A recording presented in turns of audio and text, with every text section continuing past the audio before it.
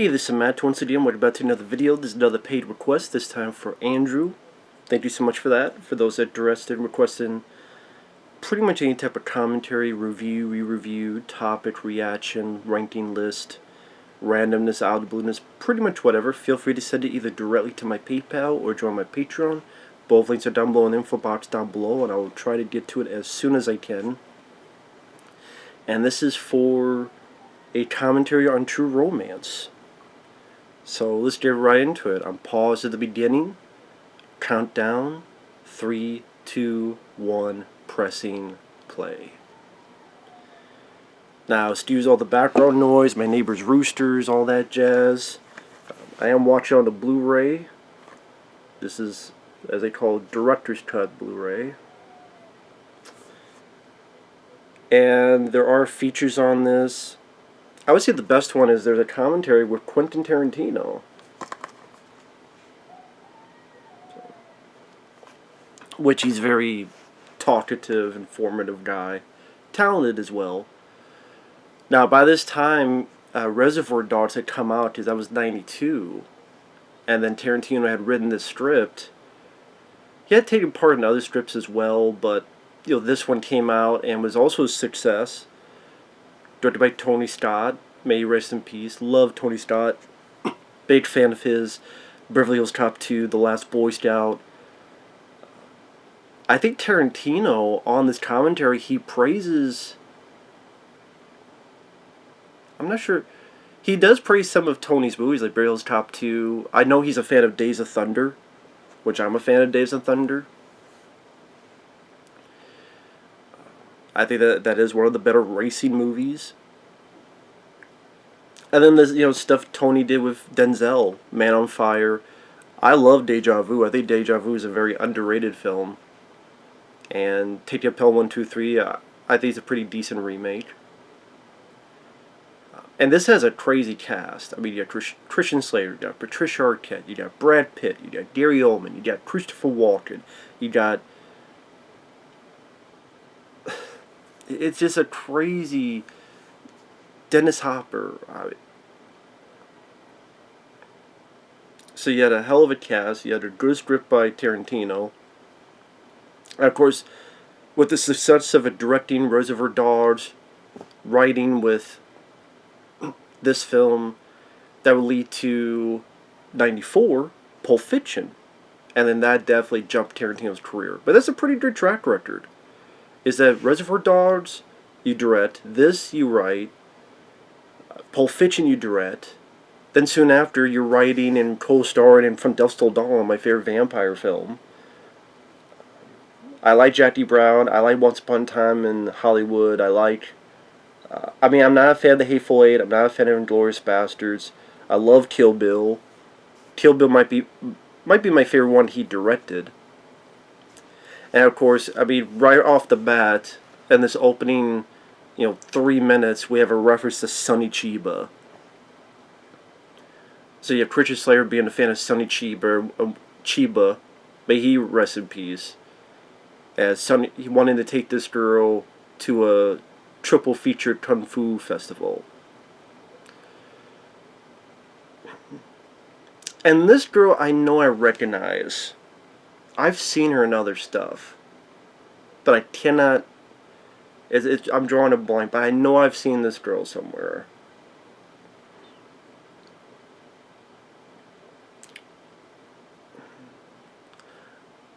Was it The Crow?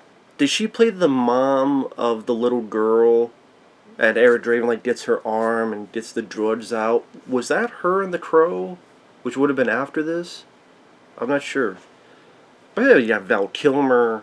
You got Gary Oldman playing a crazy-eyed, druggy Brad Pitt, who apparently was one of the inspirations for Pineapple Express, because they wrote, man, what if that character had his own movie? Christopher Walken, Dennis Hopper share a really good scene later. Bronson Pinchot, who's in Beverly Hills Cop and TV show. Sam Jackson, there you go. Samuel Jackson. I told you, Samuel Jackson's in every other movie. Michael Rappaport, he was in Deep Blue Sea, he was in Copland. He rants a lot about sports. Saul Rubinek, that's definitely a name I recognize. James Gandolfini? I forgot James Gandolfini was in this, but he rests in peace. Of course, from go on to be in The Sopranos. Chris Pitt, may he rest in peace. Tom Sizemore, in one of my favorite monster movies, The Relic. And yet Chris Penn, he was in Best of the Best 1 and 2. He was in At Close Range, The Brother Sean Penn. Again, rest in peace, Chris Penn. Hans Zimmer did a good job on the score. Very interesting type of theme. Very whimsical, almost. Almost like a fairy tale. Ba-da-da-da-da.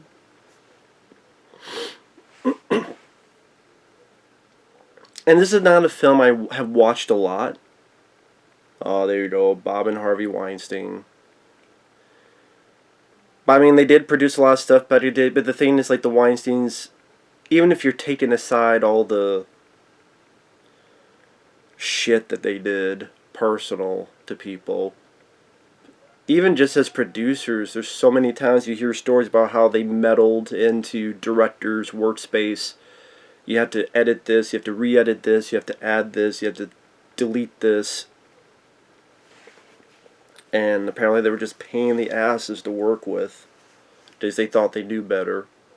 There's Sonny Chiba himself, which Tarantino would work with him in Kill Bill Volume 1. The Street Fighter, you know what, I still have yet to get this film on Blu-ray, The Street Fighter. I know there's a collection, I don't know if it's out anymore, or how expensive it is. I would say really the one I like the most is the first one. So if I can find one of just the first one, that'd be cool. But if I find one with the sequels, that's fine too. But the first one I always thought was the best one. I don't know if this is true, but I've heard that that was a movie, that was one of the first movies to get an X rating only for violence, not for sex or anything. I don't know if that's true, but I've heard that's one of the first movies to do that. But in the day where you could see a triple feature at a movie theater, especially with a film like The Street Fighter, I mean, theaters alone are going by the wayside, let alone this kind of stuff. Here we got Patricia Arquette as our call girl, as they don't start their bit of romance. I guarantee you there's a lot. I didn't grow up with this film. I saw this film much, much later on, so I don't have any like nostalgia memories and how first time I saw it. I saw this much later on in life, but I did end up enjoying it because of. I mean, it was hard to fuck up in retrospect when you have this many talented people involved. Not impossible, believe me, it's happened. You get a lot of talented individuals, and they just completely fuck up. You know why? But you got Tarantino's script. You got Tony Scott, who's a stylish director. You got, Patricia Slater, who I've always enjoyed. Gleam in the Tube, underrated film, deserves a Blu-ray. Let's get the Gleam in the Tube on Blu-ray, for fuck's sake. And that's a film where he plays a guy who's a rebel, his stepbrother is killed, and he wants to solve what happened to his stepbrother, who he was close to. And he's a skateboarder, so he's a skateboarding movie, but it's also a murder mystery movie, it's a little bit of an action movie. Love Gleam in the Tube. My favorite of his is Broken Arrow. I love Broken Arrow. I guarantee you he heard about John Woo from Tarantino. I would bet money he heard about John Woo from Tarantino and said, hey, you should go work with this guy. And Broken Arrow is a damn good movie. I did even Hard Rain I enjoyed. He was in Robin Hood, Prince of Thieves. I know a lot of people say he had almost similar acting, like a certain way his voice be like a young Jack Nicholson. And I actually see that. I was surprised they never put him in like a Jack Nicholson biopic type of thing. And of course, Patricia Arquette, I remember the most from Nightmare on Elm Street 3, The Dream Warriors. And of course, related to David Arquette, among others. I think we saw her briefly in that you can't kill David Arquette. Like you saw her in the background talking to David. or talking about David.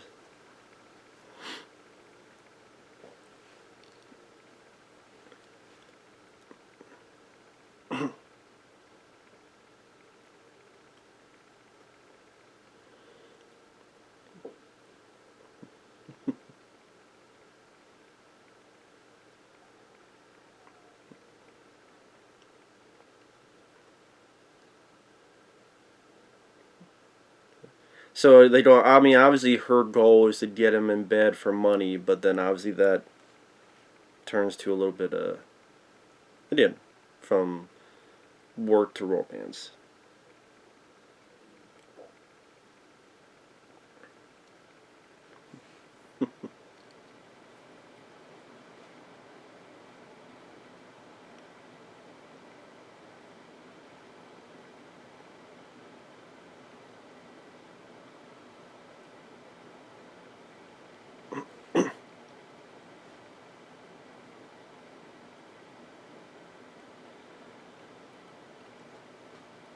And this came out in 1993. 1993 was such a great year for movies. It really is when you, at least for me, I can only speak for myself. For my taste, for my kind of flick.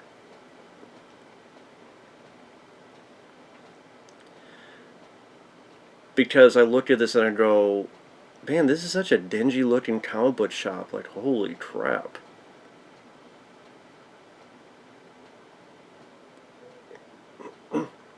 I mean, like he says, he got the keys. He works here, so that'd be pretty cool though to be able to go into a comic book shop after hours. You could take your time, read any comic books you want. And yeah, you look at this script; it does scream a bit of Tarantino in a good way. I mean, this is a guy who watches Sonny Chiba, works at a comic book shop, loves Elvis.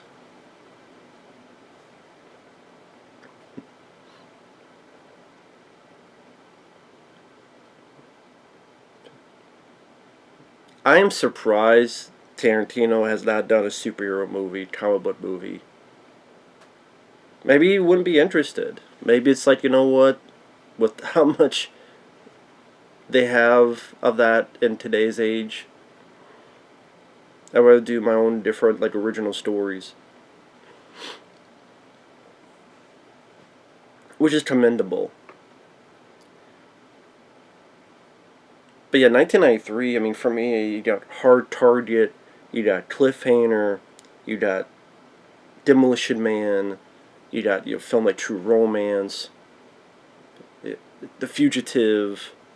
But I mean, you have a lot of damn good movies because that's what Jurassic Park, the year that came out, and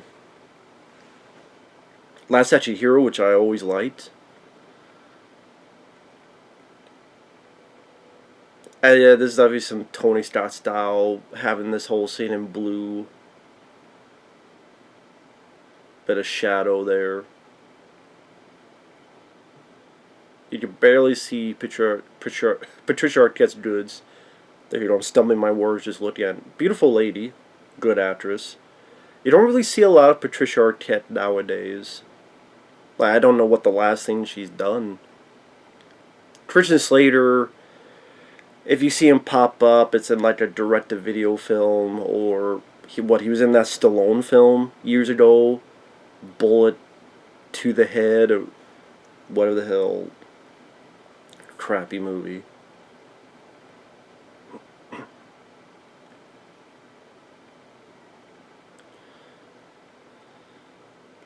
But yeah, Tony Scott, I mean, you look at his filmography. I mean, I'm not a fan of The Hunter. I'm just not. But after that, like I said, Beverly Hills Cop 2, love that sequel. Top Gun, fun, entertaining movie. I prefer Iron Eagle, but I do like Top Gun. Then after that, I mean, like I said, Days of Thunder I enjoyed. This film, The Last Boy Scout, before this. But let's see. Like I said, the stuff he did with Denzel. Again, rest in peace, Tony Scott.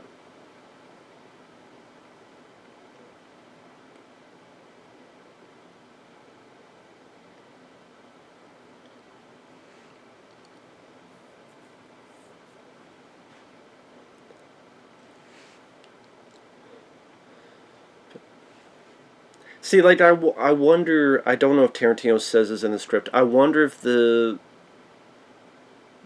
sitting in front of this big old billboard. I wonder if that's just for whatever. There's no detail into why that is, or if there's a certain underneath details to why they're sitting in front of a billboard, let alone as a billboard for a vehicle. And I mean, that's the thing with movies is that you can watch a movie just to enjoy the characters, and you could go in depth on every film if you want to. You can, if you really want to, even if it's not intended, even if that wasn't the purpose.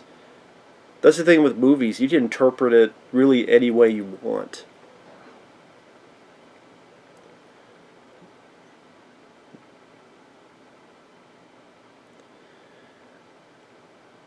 Like, okay, if I'm one of these like critics who you write get paid, they go a lot of money about how the dissertation of the thesis of the movie. I could go, well, this represents the vehicle, represents that they're going to be the start of their journey. See the vehicle, the billboard in the background, it advertises to the audience. It's an actual advertisement, but it's advertising to the audience that that vehicle is representing that they're going to start their journey. Just when you're in a vehicle, you take a journey. They're starting their journey on this true romance, on this love story, and where it will lead them, they don't know.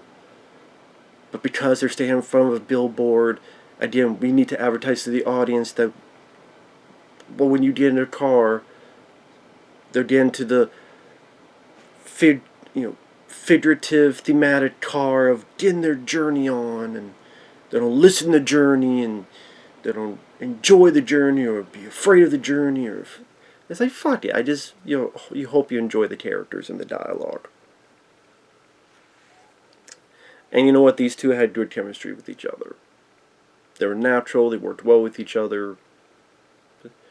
And I think this made money, but I don't know how much it did. I know it got some good critical reviews. At least I think this made money. Maybe it didn't.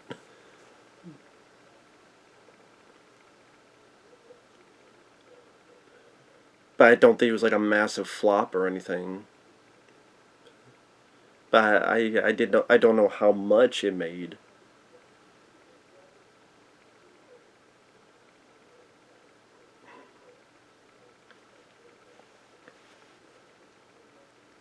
I don't know how exciting this commentary will be because it is a pretty much a love story. So it's just, again, I don't have memories of growing up with the film. I don't even remember how I first saw it.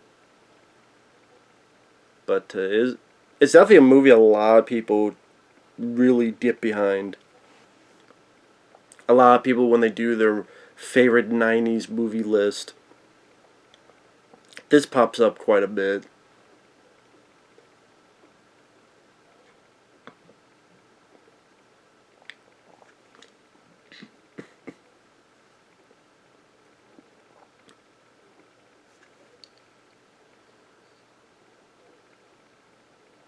I'm talking about love at first sight. Already in tattoos.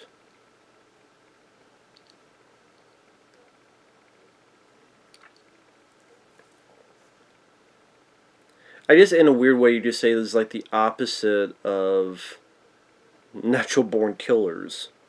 You know, you have a love story, you don't have this journey that they carry on, but for two very different reasons and paths. One is murder and destruction. Here, it's love and being put into unfortunate circumstances. And I know originally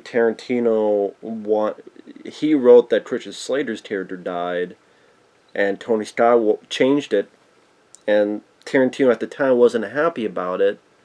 Oh, this is Hollywood, happy ending horseshit. But on the commentary, he mentions that he's actually glad Tony Scott did that. I don't know, maybe it was when he saw the film is when he changed, or I can't remember, but I know he changed his tune. Such a There's Sam Jackson with the glasses and the sort of fedora.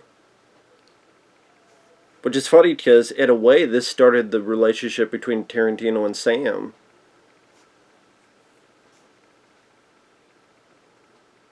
And then ultimately cast Sam in Pulp Fiction.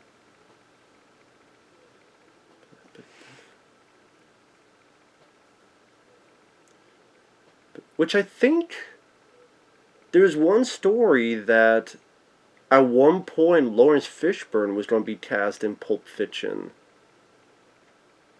But I don't remember the details of that story. I think it's somewhere online, but that at one point Lawrence Fishburne was going to be cast, but then I don't know if he said no or his agent wanted too much money, or so his agent fucked him over. Well, there goes Sam. Sam's here and Sam's gone.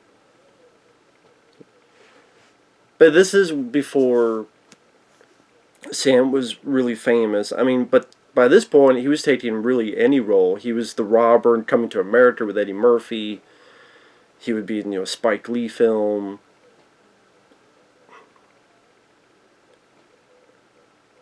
What's this movie? And I'd be remiss to mention, Gary Oldman. Such a unique look. I mean, dreadlocks, the way his eye happens to be. And again, the way that whole scene was shot with the bit of slow motion, the angles. Oh, it's a Better Tomorrow 2. Is it 1 or 2? It's a Better Tomorrow. It's John Woo. There you go, John Woo film. So yeah, this probably was his introduction. Patricia Slater's to John Woo. But I can't remember if that was a Better Tomorrow 1 or 2.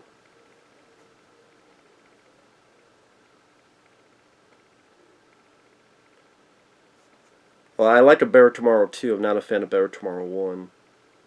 I mean, with John Woo films, my personal favorite is Hard Target, but that is Hard Boiled, Broken Arrow, all sorts of.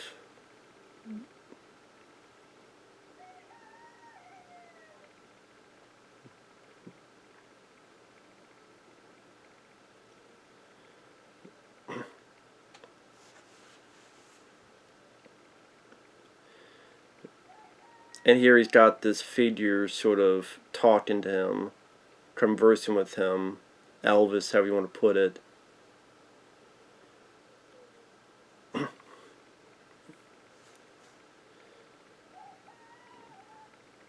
You know what's funny? This kind of reminds me of when I read this book, I have it up there, called Preacher. And the main character gets this power, the voice of God, where anything he says with this power, people will do. And then there are times where, like Christian Slater, he will talk to this imaginary figure that will give him advice or his conscience. And this, it's Elvis. In Preacher, it was John Wayne. So, I don't know, I do wonder if, is it Garth Ennis. I do wonder if he ever got inspiration from this movie. Like, instead of Elvis, what if he was talking, John Wayne? Maybe, I don't know.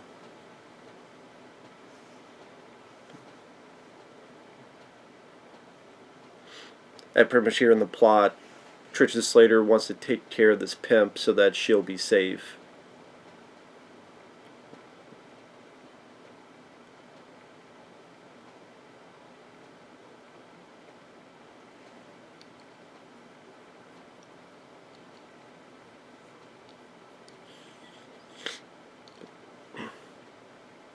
Actually, let's look at the back of this Blu-ray, what it says. Runaway lovers Clarence and Alabama play a dangerous game when they come to possess a suitcase of mob contraband. They head for Los Angeles where they'll sell the goods and begin a new life. But both sides of the law have other ideas. Screenwriter Tarantino and director Tony Scott shoot the works in this hard-edged mix of hip wit and dazzling action with an electrifying ensemble cast to die for.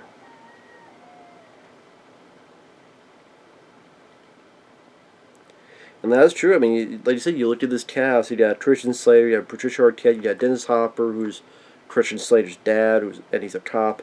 Val Kilmer as Elvis. Gary Oldman as this crazy pimp. Brad Pitt, Christopher Walken. A lot of talented people involved with that. There we go.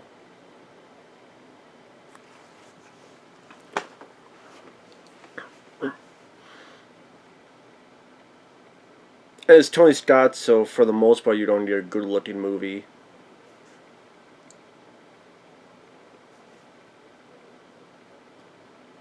You know, back to the days, people would say it was like a music video, but number one, no one know, I don't know if anyone knows what a music video is nowadays.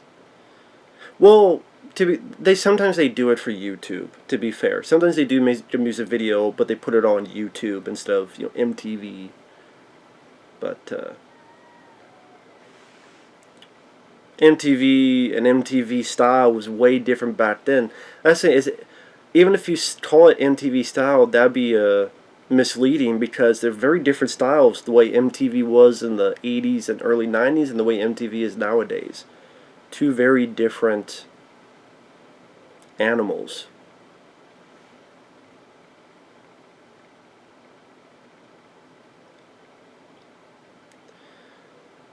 But you know, like the scars on the face, the dreadlocks,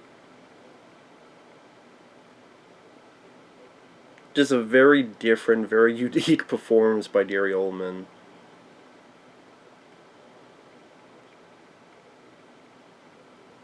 I mean, the fact that you got all these people involved, whether it's because they just read the script and loved the script, whether it was a term when this was being made, had Reservoir Dogs come out. If it had come out, maybe they went, wow, the guy who directed that wrote this movie? But I guess you think of it, like Gary Oldman and Brad Pitt, they weren't really huge stars at this point. Like Brad Pitt, he had been in films, but Brad Pitt had become Brad Pitt. This is before Seven. This is before some of that stuff. When was Interview with the Vampire? Was that 94? The year after? I can't remember.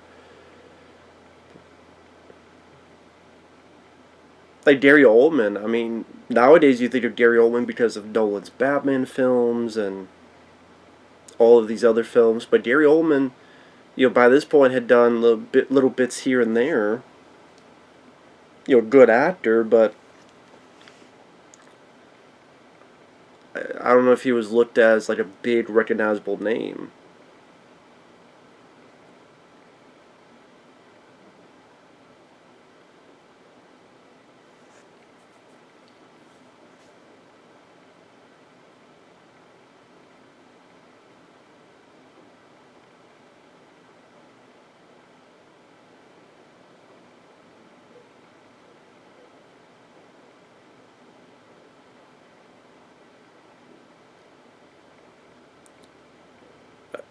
I didn't get some of those references like the Mac.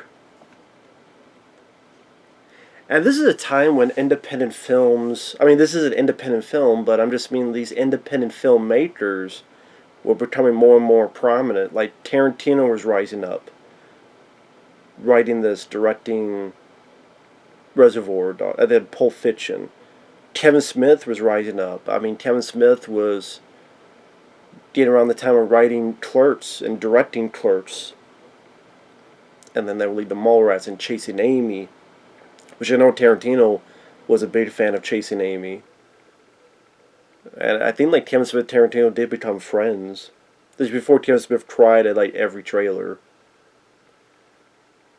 I would say, I mean, even though I didn't like The Hateful Eight, even though I didn't like Inglourious Basterds, I did like Once Upon a Time in Hollywood, and I do think Tarantino is still one of those last few people that I'm like, oh, okay, when he's going to make something, I'm still intrigued by it. What is going to be? Because you're not going to like every film a director's done. My favorite director is John Carpenter, but I'm not going to sit here and say I like The Ward because I don't. But I looked at his movies, I'm like, wow, a good chunk of them I do enjoy. Same with Tarantino. Good chunk of his films I enjoy. Django Unchained I could watch, but is that a film I love? And yeah, like during this whole action scene, like the way you have certain angles that are slightly tilted, some usage of slow-mo when it needs to. Ooh.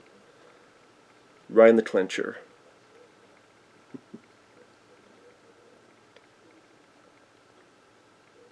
Ironic, you're calling him white boy. Say, have you looked in the mirror? But, you know, Slayer, you got your ass hit. You do know that, right? You got your ass hit by a guy with dreadlocks. And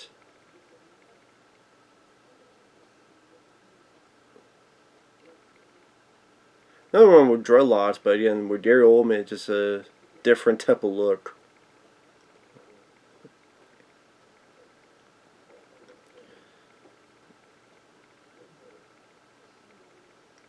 Right now, he's taking all your money. Well, not really.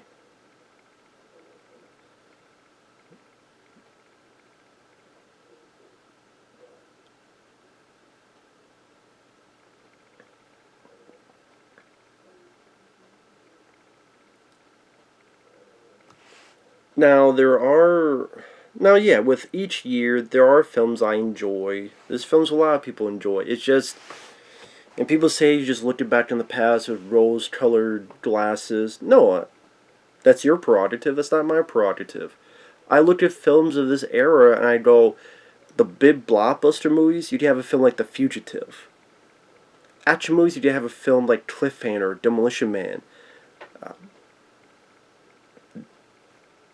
Then you could also have movies like this, where a guy gets shot in the fucking crotch and another guy shot in the chest, and you see blood squibs, actual blood squibs, these low explosive to simulate a gunshot, which they wouldn't do nowadays because we can't. That's too violent, and you don't really have a. Well, that's not true. Halloween Kills was R-rated, but it's CGI enhanced, or if it, I mean, it doesn't mean it'd be automatically a good movie, but it just doesn't seem as vicious nowadays as it was back then, with the multitude of movies.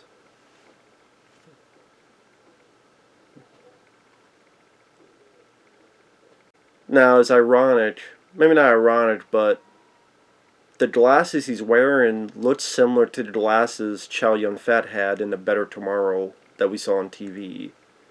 Maybe not the exact same, but they look fairly similar.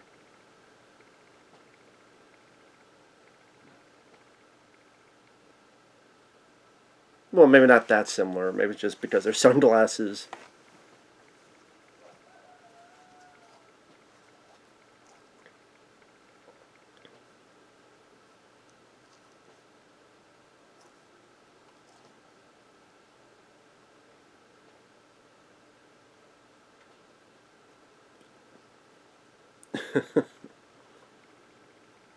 She's crying and say, well, what is it? I think we did was so romantic.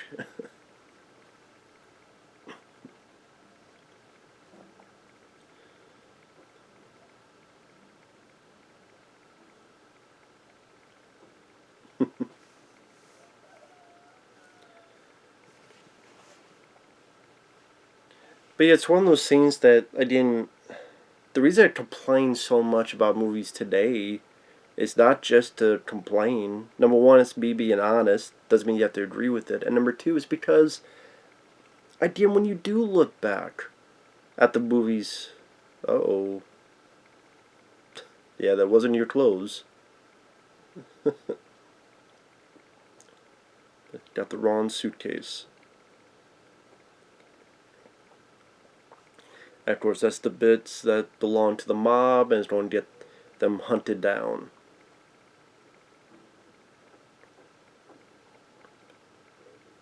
We have Dennis Hopper here. May he rest in peace. It's sad, like, looking back. There's a lot of people no longer with us. From Dennis Hopper to, I mentioned Chris Penn to Tony Scott. I know Val Kilmer has been suffering through physical predicaments.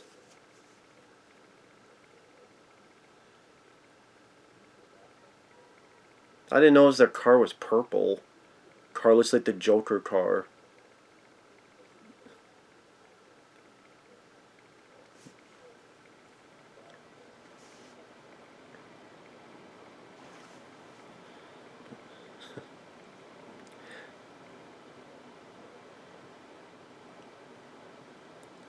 And in a way, sadly, this whole thing will be Dennis Hopper's death knell.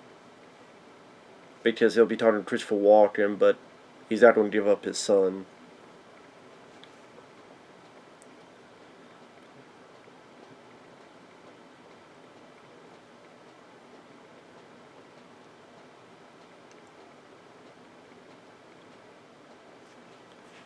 But I was saying, again, you just, with the way movies are nowadays, yeah, there are films I enjoy, but they just, I don't know if I want to say it's like people want to take less of a risk, or they're just less original, truly original voices out there, or it's just different times, different perceptions, different tastes have changed and showcased, and it's just the taste of movies I enjoy just completely bypassed. And I didn't, when you even look at the big movies of '93, when you look at Jurassic Park and you look at, to me, Last Action Hero even, that was ambitious, and it was Arnold trying to do something different. To me, succeeded. To a lot of people, it didn't. But then you look at stuff here, it's like, what did they try to do? They have a Candyman movie, a new Halloween film. It was like the 15th fucking Halloween film, whatever it is. They're going to come up with a new Texas Chainsaw Massacre film. They tried to do a new Matrix film. I mean, the Marvel films, like Eternals, Black Widow, a new Spider-Man film. And it's like, a film like True Romance would never get in theaters today. I would really say, people say, oh no, there's this in this film. No, I think a film like True Romance, and today, would not get in the theaters. I think it would go to streaming. I really do. Now, yeah, I could be wrong. I could be mistaken. But I really do believe that. I really do. Again, whether you want to say it's a change of taste in the audience, change of taste of the public, or whatever it may be, that's just the case.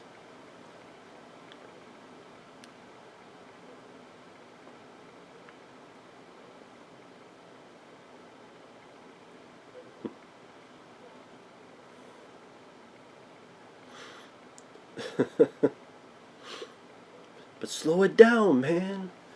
But I guess, let me talk about a little bit about Dennis Hopper, again, since he's no longer with us, which is sad. Of course, back in the day, probably most famous for films like Easy Rider. And then, because of drugs and because of other stuff, when he got to a certain point, I don't know if you want to say it was burnout. I don't know if you want to say it was something else entirely, but he was gone for a little bit, and then he would do films like Texas Chainsaw Massacre 2. He would do films like, was it the River's Edge, and some of these movies to sort of get back on track. Get back on track and try to restart his career, and that's why you get films like Blue Velvet, among other stuff. Like, if you looked at his filmography, which I'm going to start right now,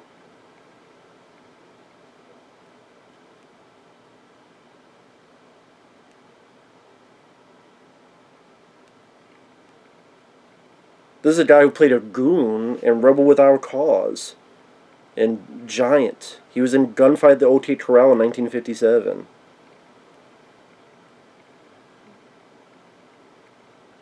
And then in the 80s, he would still do a film, to be honest, but after Apocalypse Now, he was in what?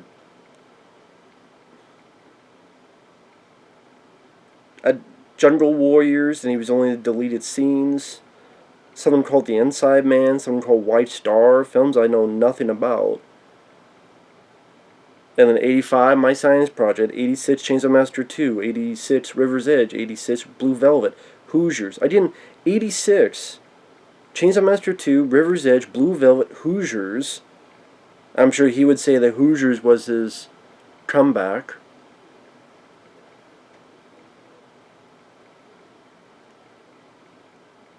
He was the villain in Boiling Point.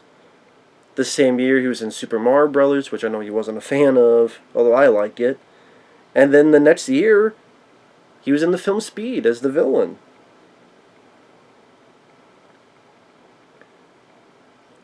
But then after Waterworld, he didn't really get a lot of theatrical films after Waterworld. He was in Space Truckers, he was in Top of the World, that's an action film starring Peter Weller and Tia Carrere. A pretty decent film. I mean, it was like Meet the Deedles he was in, Ed TV,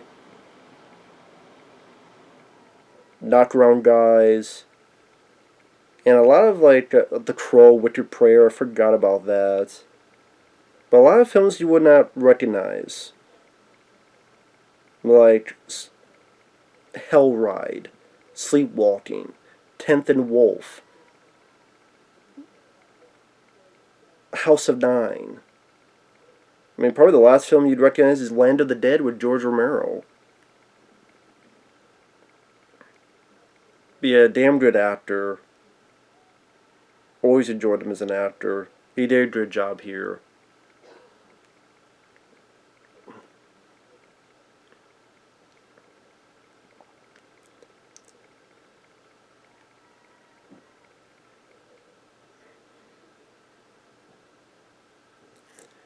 Tarantino had hoped to direct the film, but lost interest in directing and sold the script. He was happy with the way it turned out. Apart from changing the non-linear narrative he wrote to a more conventional linear structure, it was largely faithful to his original screenplay. He initially opposed director Tony Scott's decision to change the ending. When seeing the completed film, he realized Scott's happy ending was more appropriate to the film, as Scott directed it.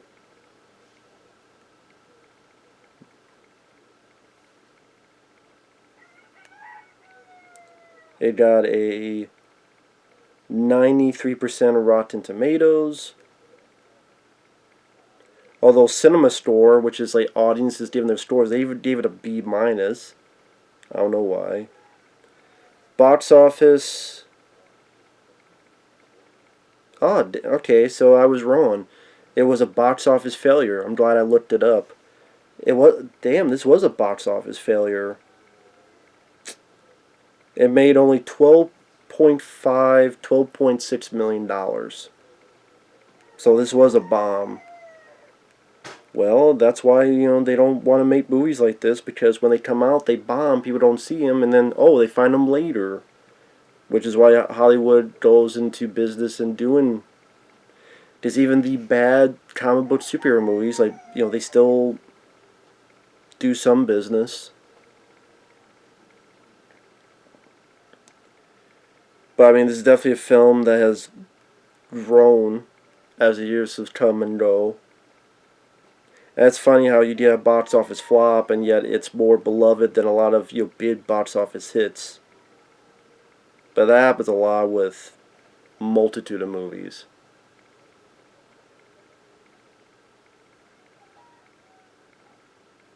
And if I want to look at the year of 1993, the highest grossing films were, if it lets me, Jurassic Park, Mrs. Doubtfire, The Fugitive, Schindler's List, The Firm, Indecent Proposal, Cliffhanger, Sleepless in Seattle, Philadelphia, and The Pelican Brief.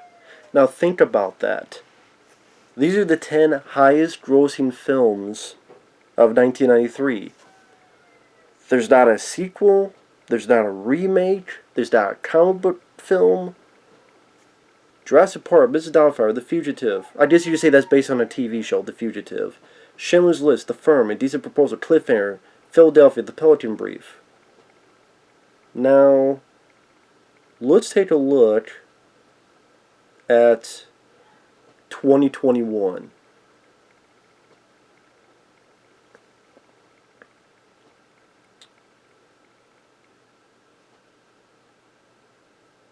And this is like US, that is. Spider-Man No Way Home.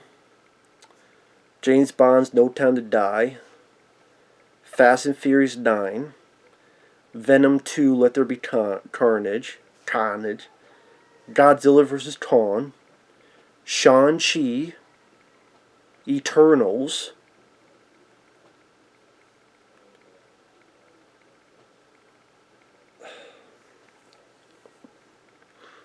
And then it's funny, the ones that are non-sequels and stuff are foreign films.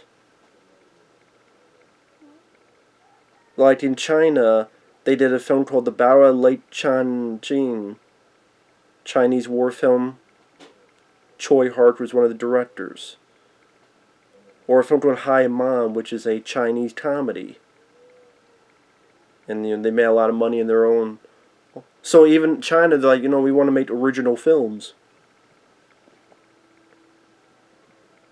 But again, Spider-Man, James Bond, Fast and Furious 9, Venom 2, Godzilla vs. Kong, that's a sequel, Shang-Chi, Marvel, Eternals, Marvel. I mean, Marvel, Venom's technically Marvel with Sony. Marvel. Again, people talk about how these films are still making money. I mean, they say, it was said that, Black Widow lost them a lot of money. But with all this other stuff worldwide, maybe it wasn't as much as it would be without the C to the O to the VID. But, the Marvel Cinematic Universe has grossed like $25 billion with all their films combined. Spider-Man No Way Home still made over $1 billion worldwide. $1 billion. So, take that for what you will. Take that for what you will.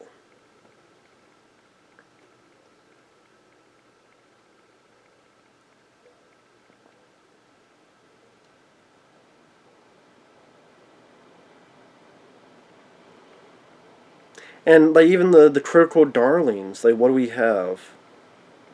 Just curious.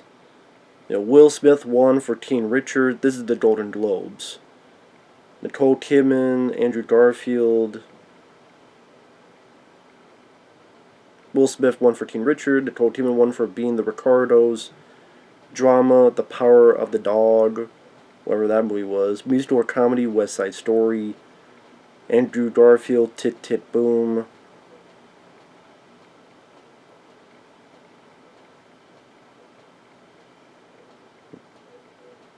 Anyway. But I should be remiss to say we got Dennis Hopper and Christopher Walken. Pretty damn cool stuff.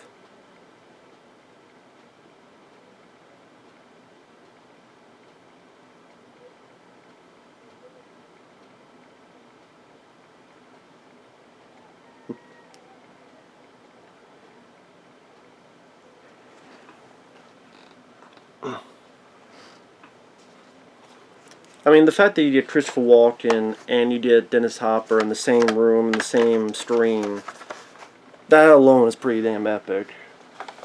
And this is definitely a conversation that people remark on when they mention this movie. and the Sicilian Story and all that jazz.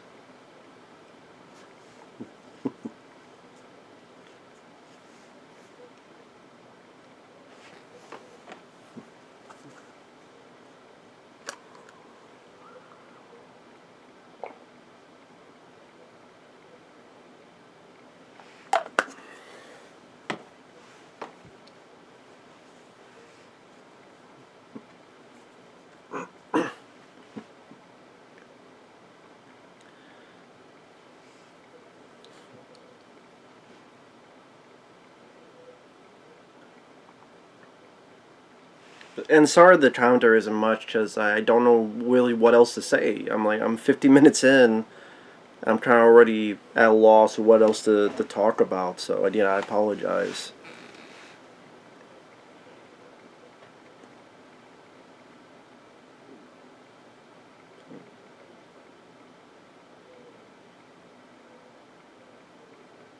Especially for a film that's much more like dialogue heavy.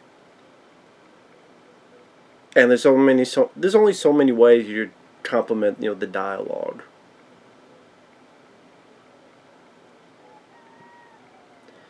And I didn't make the film, I wasn't part of the film, so there's really not much I could say about that.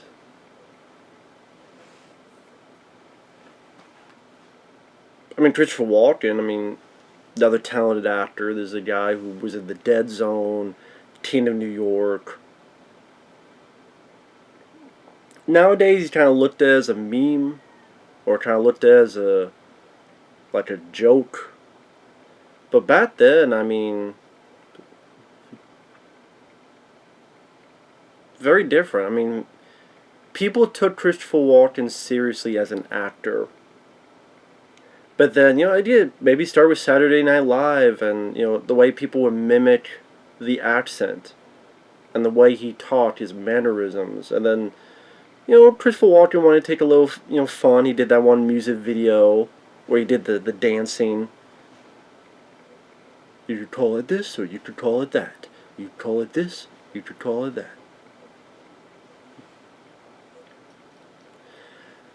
But it's like people forget just how much, and there's James Gandolfini, but like people forget just how much of an intense actor Christopher Walken can be.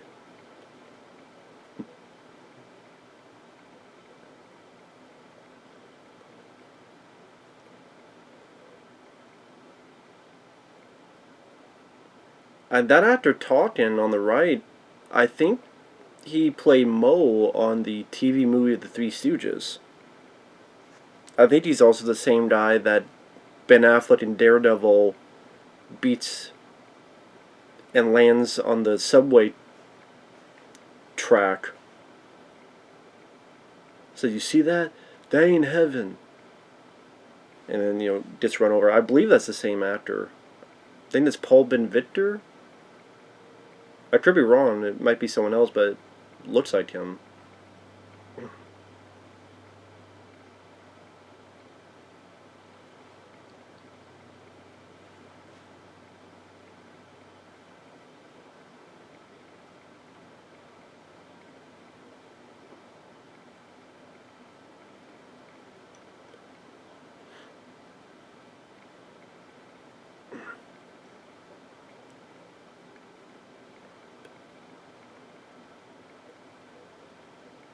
I guess you get the idea, look at Dennis Hopper's face, that he has this look in his eyes as if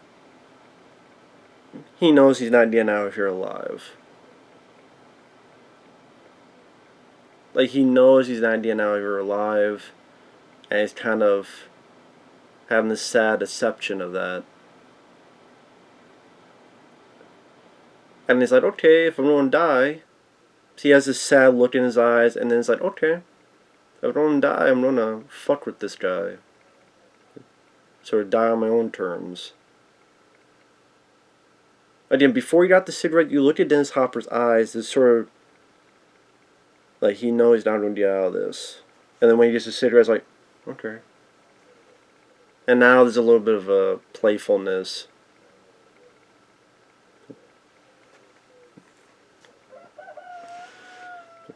And my neighbor's roosters, they like that as well. And I'm not going to repeat the dialogue. It's dialogue of this today. I don't know if they would fly in this PC age. Although I think Tarantino's the guy that would still put in this movie. Because he'd be like, fuck it, it's my movie. But the whole Sicilian story. If you've seen the scene, you know what I mean by the story.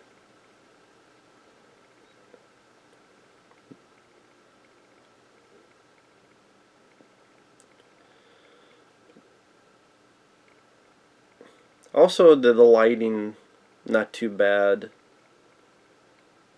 Definitely gives a little bit of a mood to the whole thing. They changed the whole bloodline forever.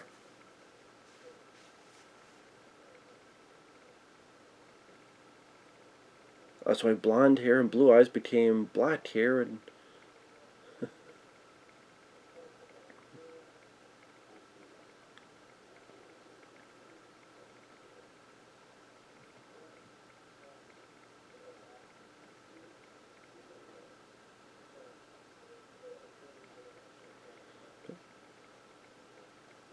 obviously the reason Dennis Hopper's talking like this is because he wants to get under this guy's skin. And it's like, listen, I know you don't kill me. Instead of torture me, instead of going through it slow, I'm not going to give up my son. So I'm going to say harsh things to piss you off, and then let your temper go. That's why he keeps driving that point home, repeating this word over and over again to get him riled up and angry and let loose that cool exterior.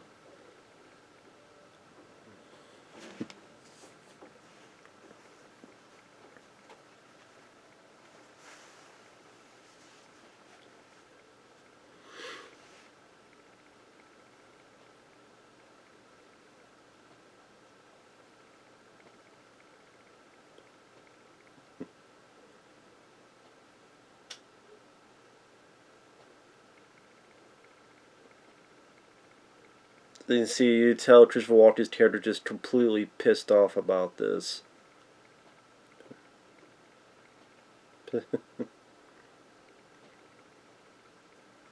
Yeah, he's completely pissed, and Dennis Hopper knows. He had that look like he knows this is it.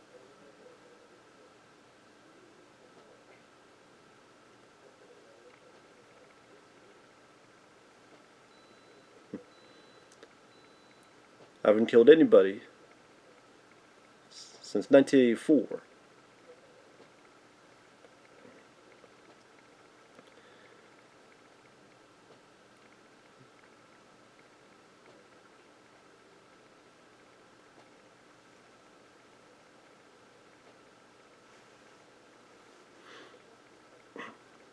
And that's kind of what Dennis Hopper wanted. But because, again, he knew he wasn't going to get out of this alive no matter what. But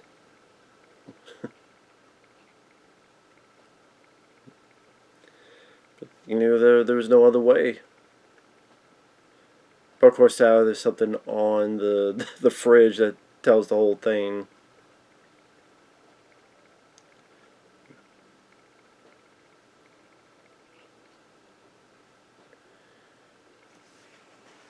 Got even Aerosmith playing on the soundtrack. We got Michael Rappaport here sleeping the night away, or the day away.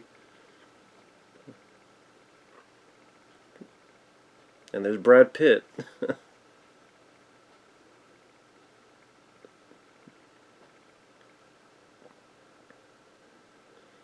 Definitely a fun, interesting character Brad Pitt plays. I do see how, again, Seth Rogen and Judd Apatow and these guys were influenced by this character. Go like, what if he was in his movie? Like, followed him and he got into his own action movie. And then James Franco played that type of character in The Pineapple Express.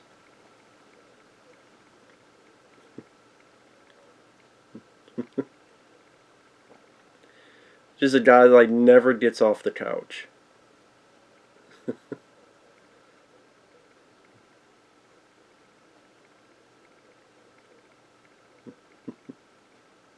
I wonder what that was on that TV.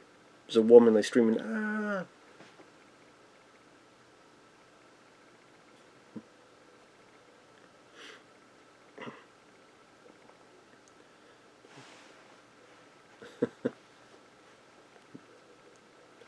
So Michael Rappaport's going up a part for the new TJ Hooker. You made Captain Kirk? No, you don't get to meet him. It's like, well, I mean, I guess it's not really far off. They reboot TV shows now. Look at all the reboot TV shows. There's MacGyver, Magnum PI, Hawaii Five O. I mean, even TV shows. It's just like, what's in the past that we could remake? And they were successful. They lasted. I think they're still on. At least most of them that I mentioned.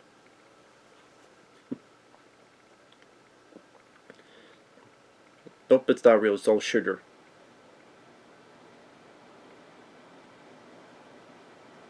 Oh, Free Jack. Huh, that's a random. Yeah, I recognize that bit. That was Free Jack with Emilio Estevez, uh, Rene Russo. Huh. I wonder if that was like a deal, like, okay, that's another Warner Brothers movie, put another Warner Brothers movie in there.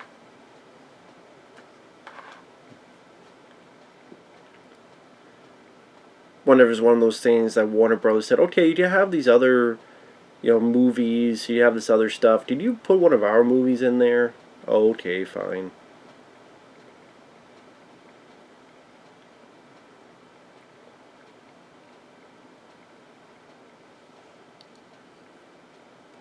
Now, of course, the gist is that they're working with Michael Rappaport, who's an up-and-coming actor, and they're trying to get this drug sold to the actors in the business. Back when cocaine was a thing for them. Nowadays, not so much. And I always think, maybe they should go back to doing cocaine, because that's when movies were worth a shit. Maybe that's the issue. Maybe,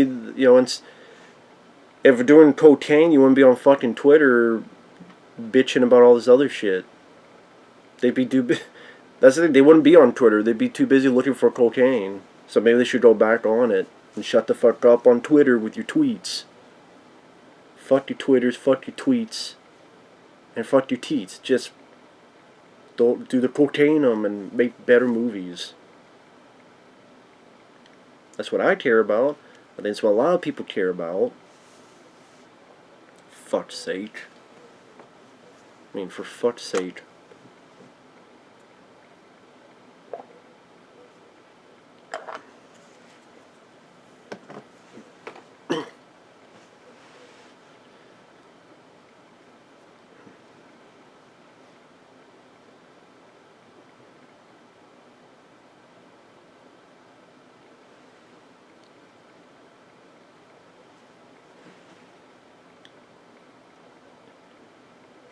And it's a decently long movie, too. It's 2 hours and 1 minute, so it's not a short film.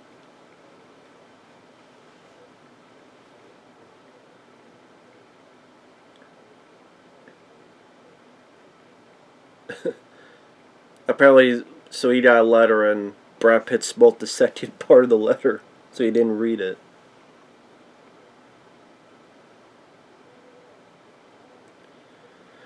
Of course, nowadays it'd be all different because you'd have cell phones.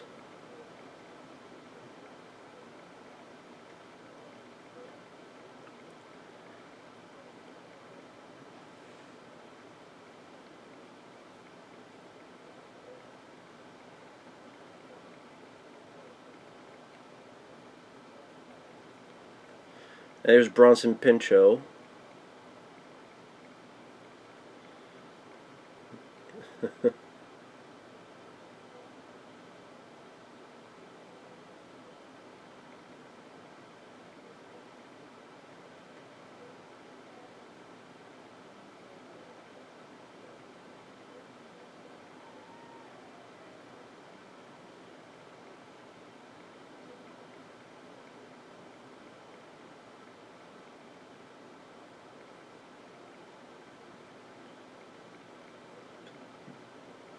And see, like stuff like this is kind of a good idea. Like, okay, you gotta have a bit where you gotta do this deal where someone who's in Hollywood wants the drugs. Slater has to sell the drugs, but then you take this idea. I don't know if this was in the script Tarantino wrote or if this was Tony Scott's direction.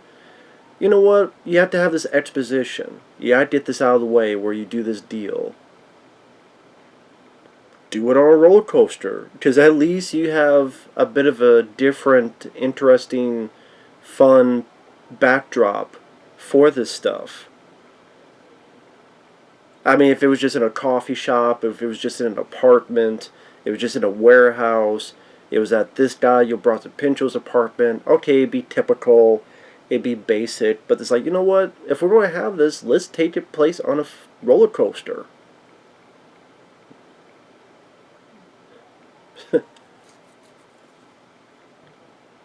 Because not only do you have a little bit more for the characters to do, like Bronson Pinchot being a bit nervous about it, but then you have this visual style by Tony Scott, the showcase, and that's been fun. Like, I mean, this is like, oh, it'd be a good day to be an actor where,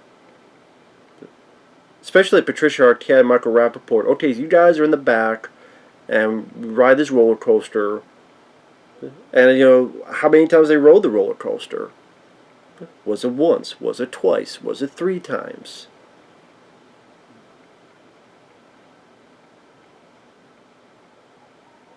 And there's a part of me that wondered, but you look at these shots here, because there's a part of me that wondered, okay, was it done with like a projection? But no, you see those wide shots there, they're really coming into it, that I think Tony Scott's the type of guy, no, let's just shoot on an actual roller coaster.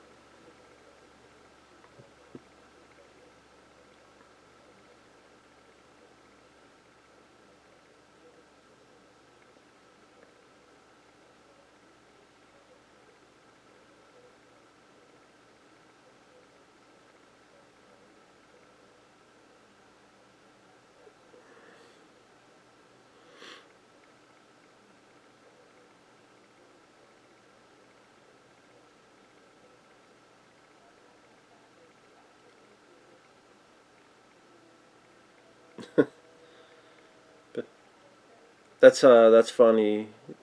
Slater says, "Riddle me this, Batman," and then now 2 years later, you have Batman Forever with the Riddler.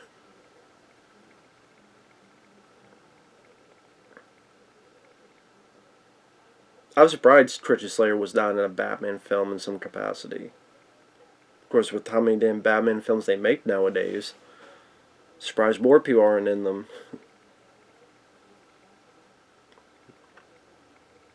Or his guts just spilled all over the damn ground. Yeah, I think this guy on the phone is Saul Rubinek. Which I know I've seen him in stuff, but I cannot remember off the top of my head what it was.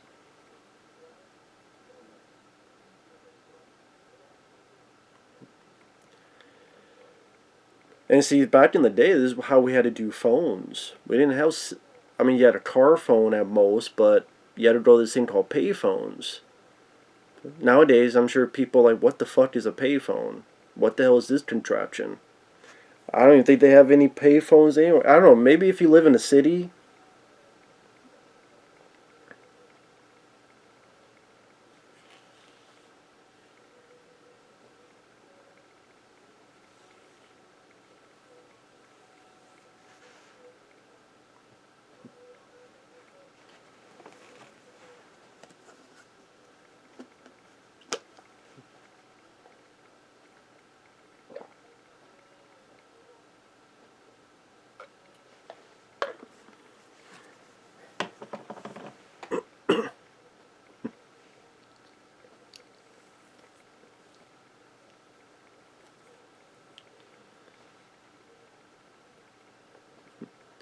No, you're definitely not Paramount because you're not a pair of pricks.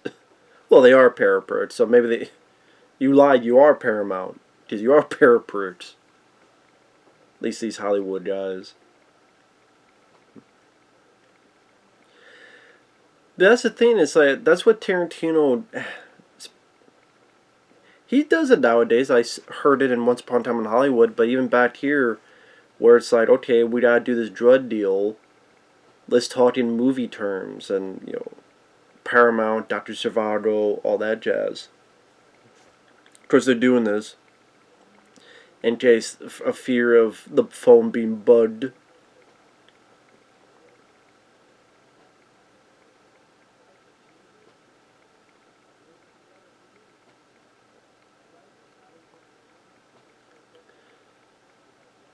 And of course, Bronson Pinchot. I guess to showcase even more of him being this uptight Hollywood guy, the way he has the shirt on the shoulders.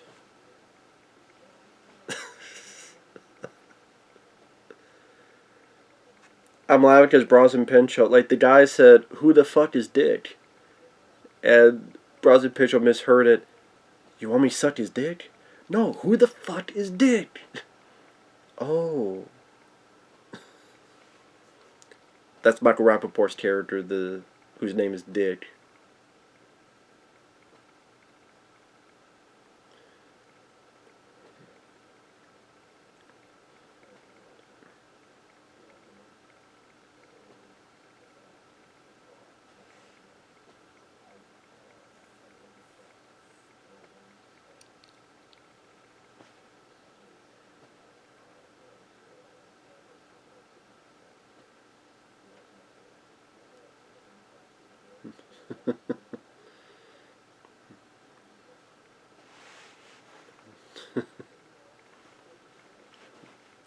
This Brad Pitt.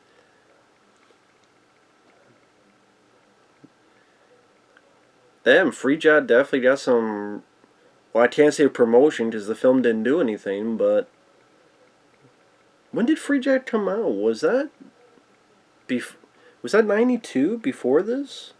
I can't remember. It must have been 92, so. I can't remember when Free Jack came out now. But it's definitely did some play here on TV.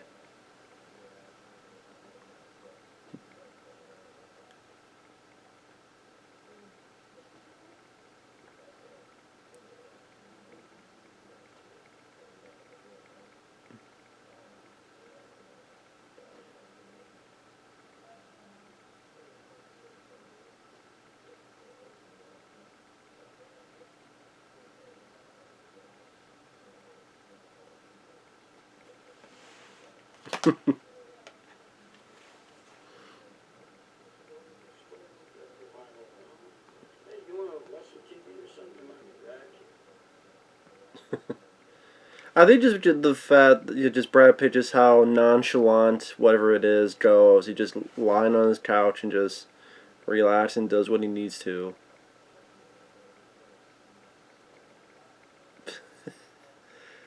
Don't condescend me, man. I'll fucking kill you, man. Don't condescend me, man. I'll fucking kill you, man.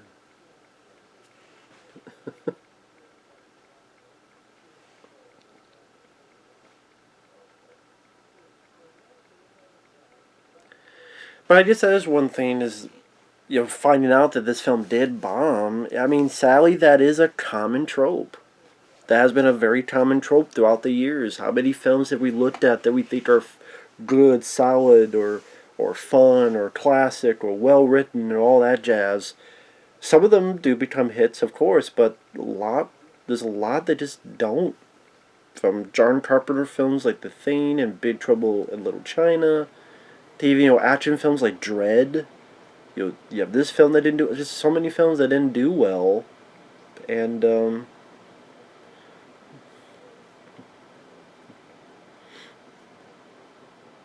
it's just disappointing.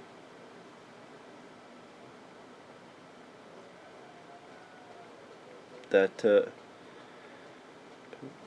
mean, that's just the nature of the beast, I guess. Nature of the beast.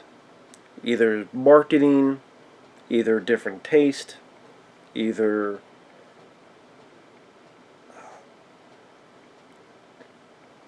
something out that weekend that was more maybe for the mainstream taste.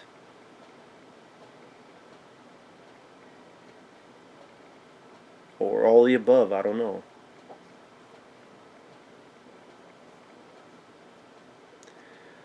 But yeah, James Gandolfini, good actor. May he rest in peace as well. Of course, he was in The Sopranos.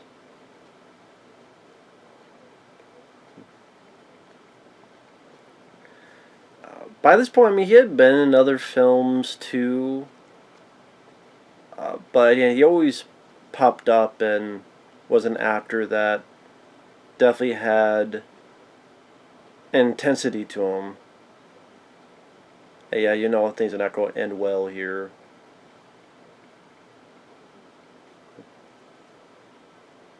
Yeah, things are just not going to end well.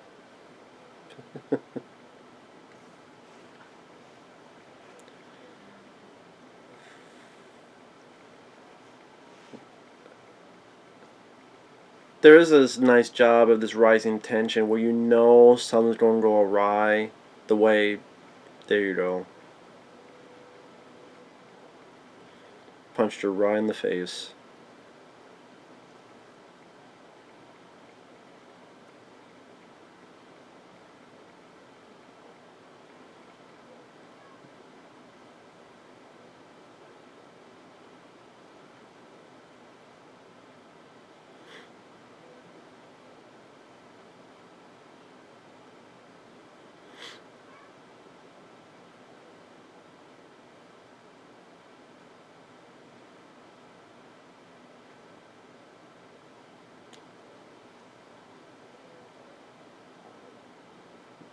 She's definitely got willpower.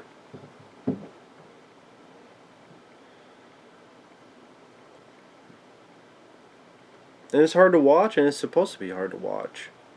This is the mob. The mob is not going to sugarcoat things.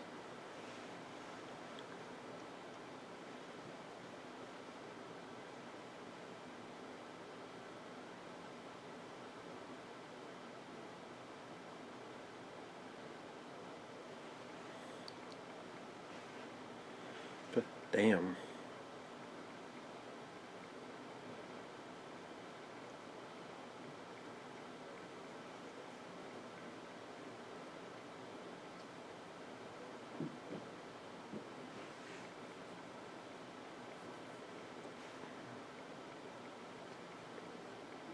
I don't have Coke. I have Pepsi. Actually, in the other room I got Mellow Yellow, so no Coke here.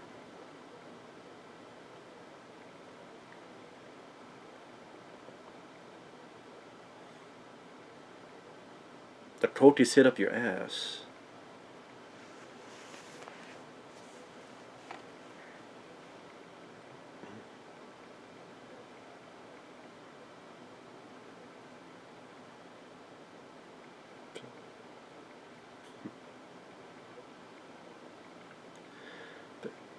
This guy looks familiar too. I know I've seen this guy before with the. Looks like he's got hair like Leon S. Kennedy. You know, he could kind of pull off a Leon S. Kennedy, Resident Evil. But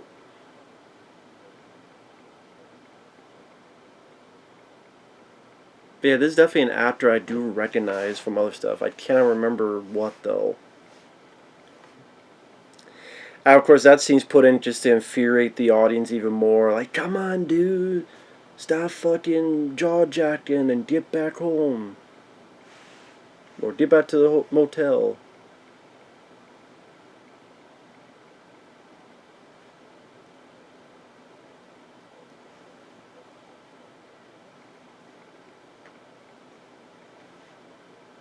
Was it Charles Whitman in the tower?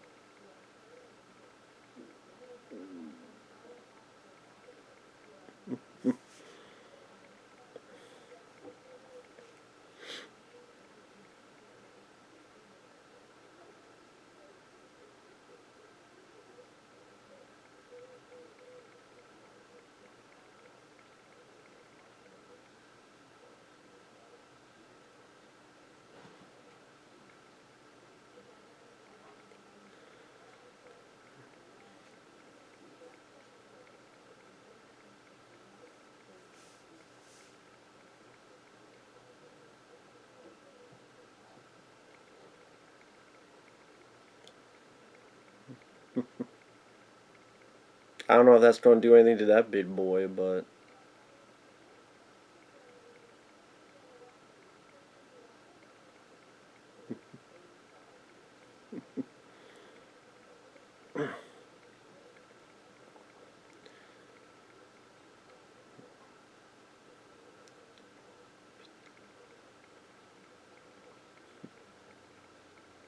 so yeah. Sorry, I'm not saying much.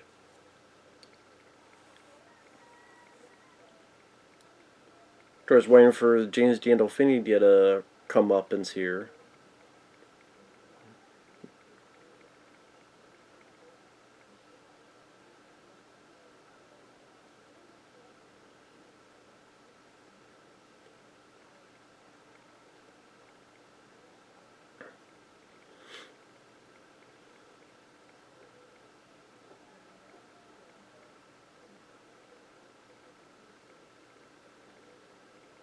At the end, like stuff like you're just this character just a sicko. But you gave her, you let her get a shot in. She got your foot. That was a good makeup effect there.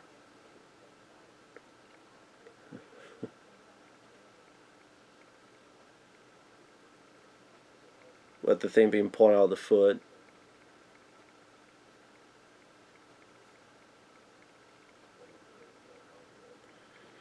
And it was James Gandolfini's fault too. Like he could have just shot her and be done with it, but it's that ego, machismo, whatever you want to put it.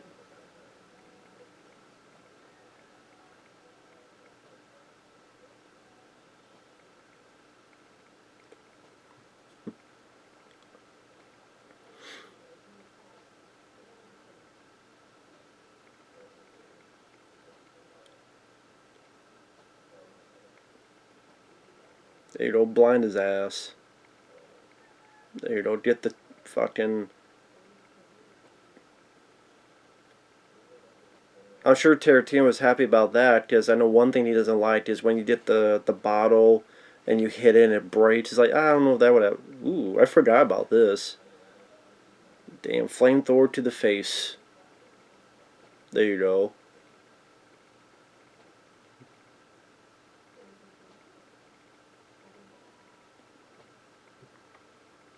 There you go. That takes care of business.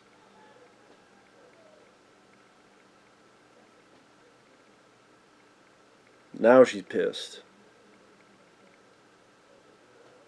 She's a super freak, a super freak. Yay, yeah. Can't blame her though. I mean, you have this guy that beat her up and stuff. There you go, Trisha. You took your sweet ass time. It's like, where the fuck were you? I'm sorry, I got some chili cheeseburgers. Or what the fuck he did.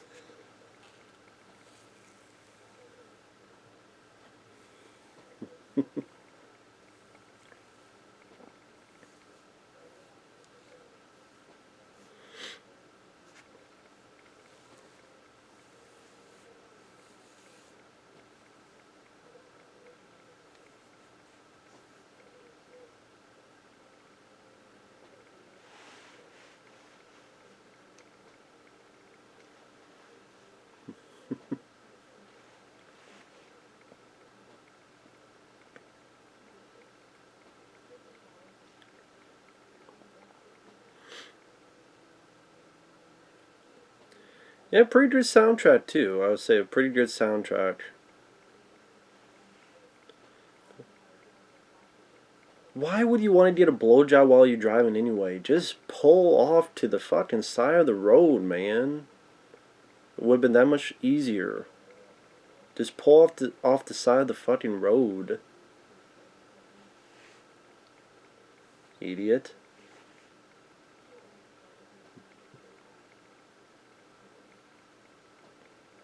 He is high.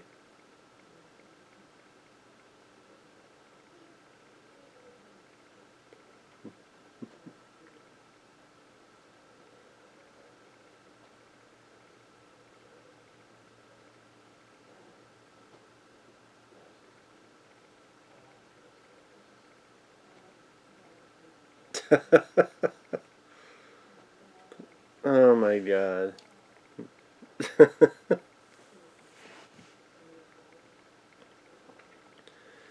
And this is how these guys get involved. There's Tom Sizemore and Chris Penn. Good choices to have in this. Because good actors. And Tom Sizemore, he's been in a lot of stuff. He was in Enemy of the State with Will Smith. So worked with Tony Scott again, years later. He was in Saving Private Ryan. Sadly, because of drugs, he fell by the wayside. He'll pop up every once in a while. But, I mean, his career got to the point he was doing direct-to-video films like Bottom Feeder. And Bottom Feeder, that's like a direct-to-video film I was really disappointed in. Because, like, oh, I like Tom Sizemore in The Relic. And it's about blue-collar workers dealing with a monster. And it's like a sewer system. Like, all the elements that I would like. And it just was a crappy film with a downbeat ending and a lame execution.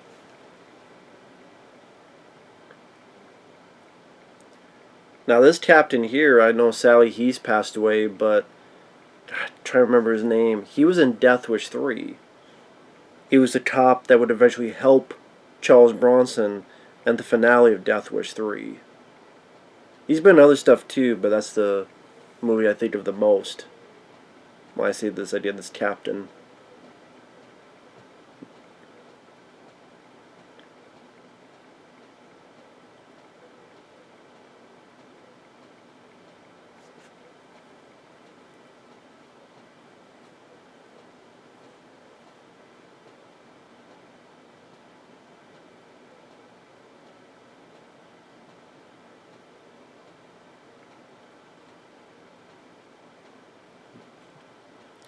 Pretty much this will get into the finale at the end where you got the mob, you got the cops, and all this stuff there. Crossfire. I think that's where, I don't know if it was just Slater died or both. I think Slater's terror was supposed to die. Maybe both of them died. I keep thinking it was just Slater. But, because he does get shot, but then they change it.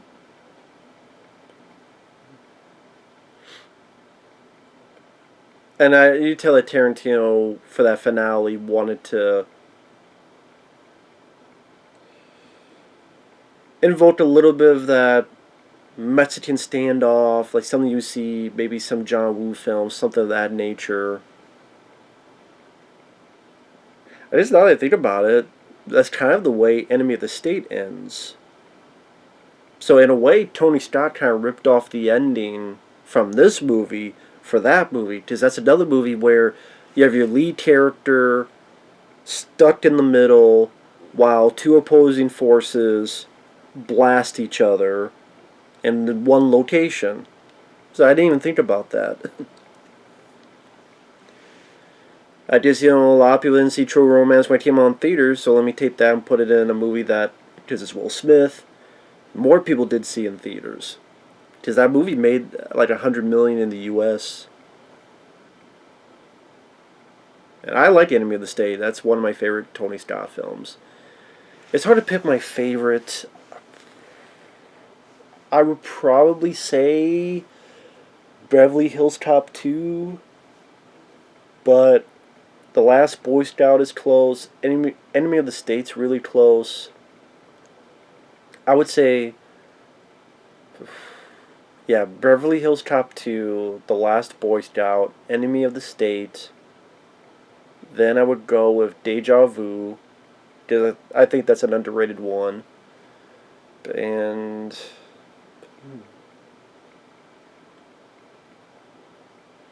I mean, that's tough because he's done a lot of good ones. There's Man on Fire to choose. There's this one to choose. Maybe Unstoppable was a good one. I'd have to think about what the fifth one would be. Top Gun would be a good one. But yeah, I'd have to think about it.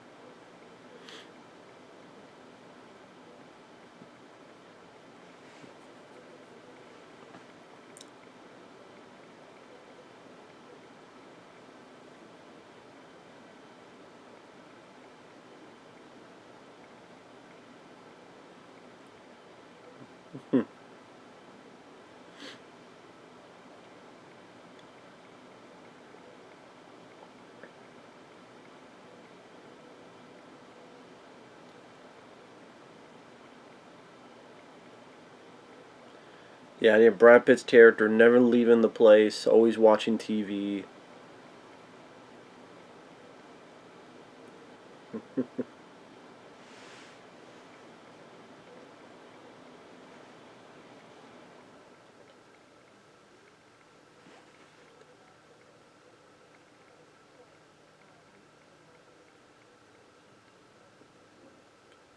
Yeah, it's pretty much gearing up for this big old shebang at the end. Okay, it's 2 hours and 1 minute, but yeah, I think there's at least 4 minutes of credits. Let's say five. So that'd be 155. Or 132. So that's like 23 minutes left. And it's pretty much a build up to this stuff here.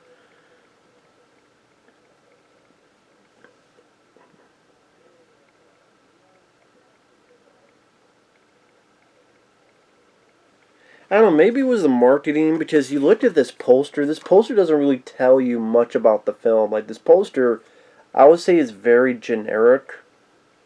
I know there's another poster that is a little bit different. Maybe I'll use that for the thumbnail. But I don't know if the posters really sold the movie.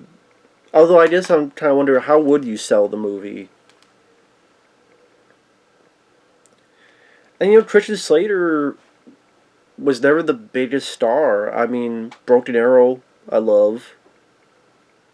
And I think that made a little bit of money. But even Broken Arrow wasn't a $100 million hit. That type of thing. And by this point in, he had been in stuff, but he was in Young Guns 2, he was in Mobsters. The Name of the Rose with Sean Connery. Gleam in the Tube. Not all of them, but most of them were not. Like, the films that were big hits were ones he had small parts in. Like Robin Hood, Prince of Thieves. But, like, a starring role like Gleam in the Tube, Gleam in the Tube didn't do anything. Which is too bad. An underrated film. Like I said, deserves a Blu-ray. But, like, Gleam in the Tube didn't do anything. What was it I mentioned? Cuffs. That's a fun one. I love Cuffs. Cuffs, to me, is kind of like Christian Slater's character is a little bit of a Deadpool type of character in his sense of humor. He's talking to the camera. Granted, Ferris Bueller's Day Off and other people did that, but I mean, the way he talked, and it'd be one of those. If you did a Deadpool movie back then, instead of Ryan Reynolds, you could cast Christian Slater. Because that type of sense of humor in Cuffs, I say, is not the same, but similar. But yeah, Cuffs is a very underrated film, but that didn't do anything. Thankfully, Cuffs got on Blu-ray. I have it. I think I have it over there. But yeah,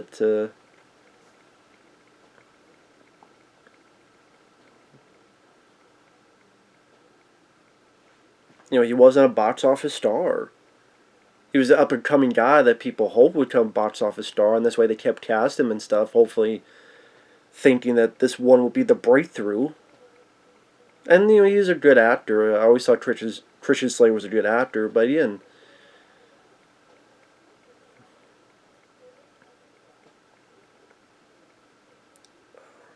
Broken Arrow, I think, made a little bit of money. That's why then he got cast in Hard Rain.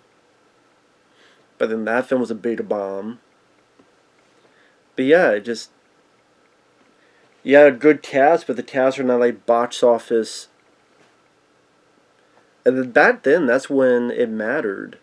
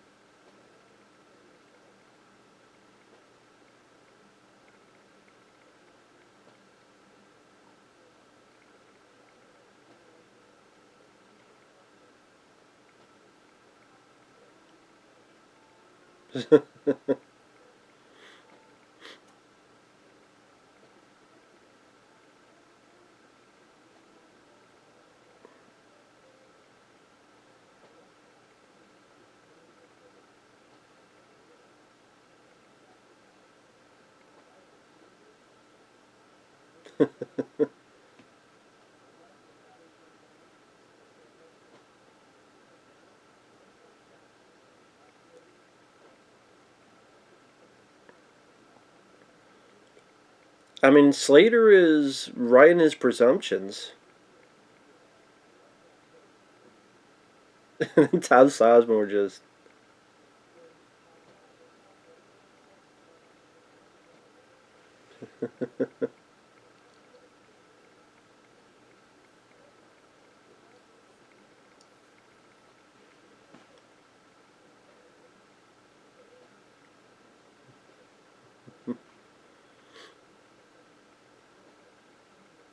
And the thing is, like, Slater was right about this.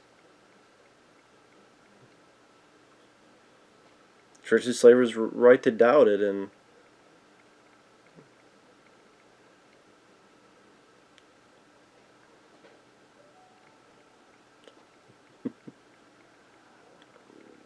oh, there's Brad Pitt again. I think this is where he tells them where they're at the hotel. I mean, this guy, like, all this crazy shit's happening. This guy's like oblivious to it.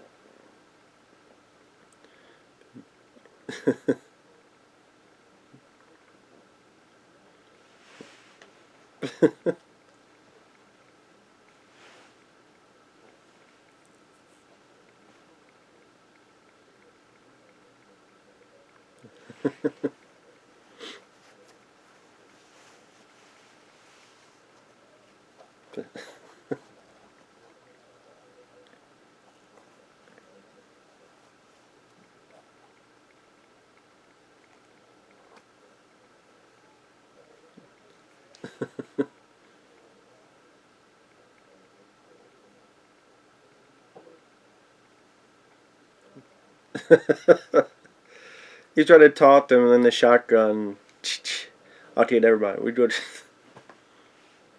I mean, it might not seem much to people watch it today, but yeah, just how nonchalant and just okay, fine, we'll do this. Just his own reality, just in his own universe. Whether it be people with shotguns or whatever the case, it's like, hey, just another day. Whether it's another day of Hollywood or just another day of smoking.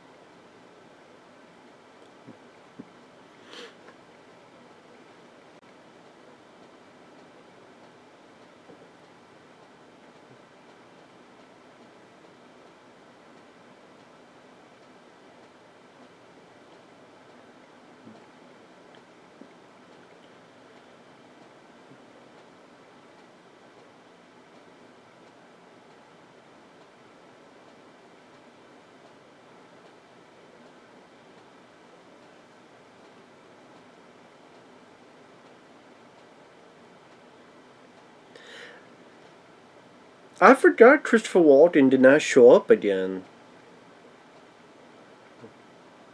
I guess for some reason I assumed he was in later in the film, but that doesn't make sense. Why would he be there himself?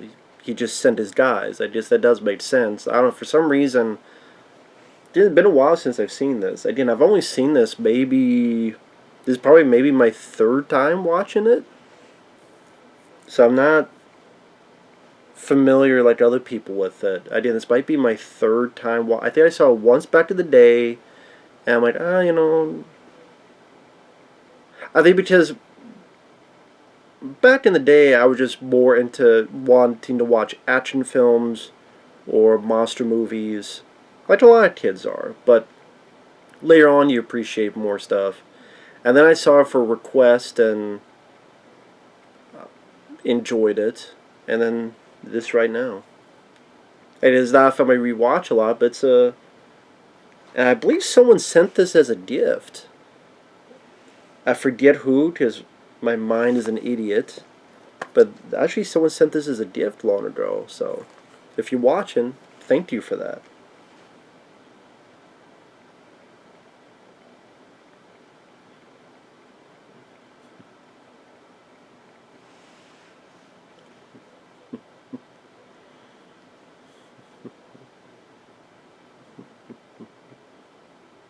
So I just saw it stuck in my head. Because it does have a pretty good soundtrack to this movie. Also, I like the theme Hans Zimmer has.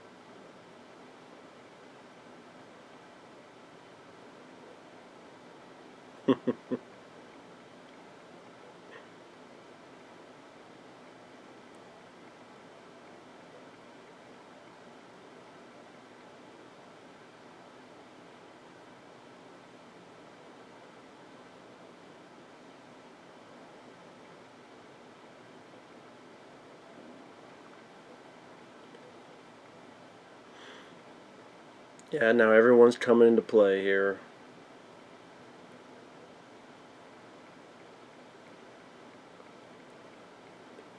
We got the mob guys, we got Sal Rubinik's bodyguard guys. I think the cops come into play as well.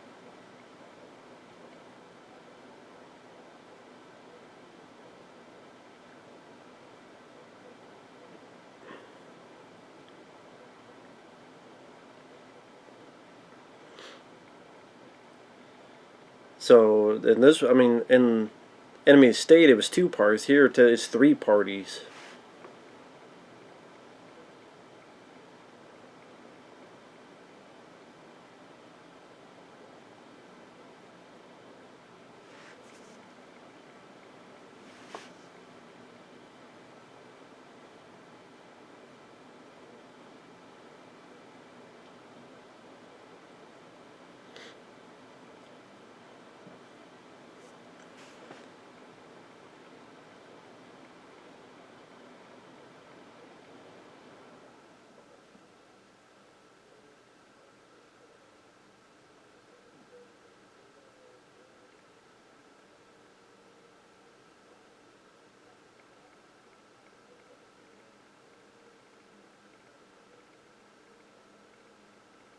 Tom Sizemore definitely knows how to be intense. That's always cool to see him as a lead, as a hero in The Relic. Number one, because I'm a sucker for monster movies, and number two, just usually he plays either a cop like this, supporting role, or he's a villain. I mean, he's a cop in The Relic, but it was nice to see him as the lead and a hero. That wasn't a normal thing. And The Relic came out in 1997. I thought she was going to say, "You're so cool, Brewster."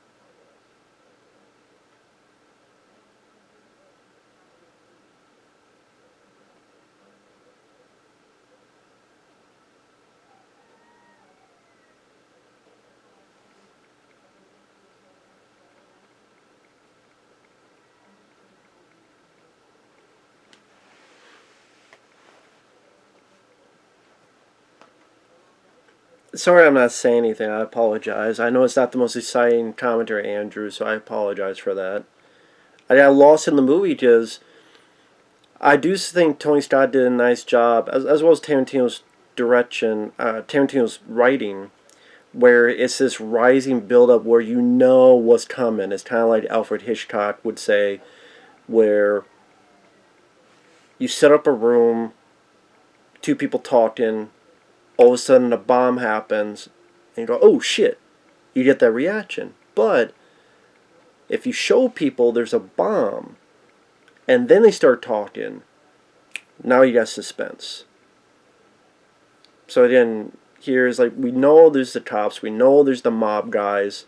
Like, we have this cop stuff here. We know the mob guys are coming into play soon.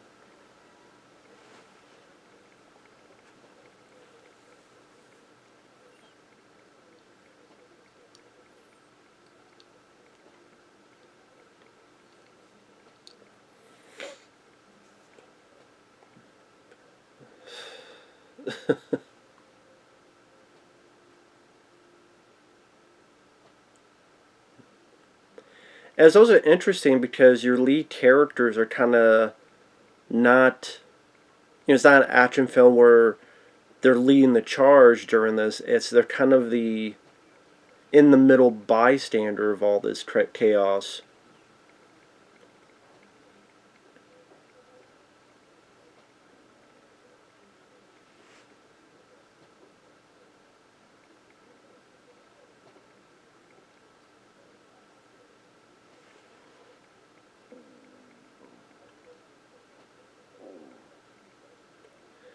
And of course, Patricia Slater doesn't know the whole thing.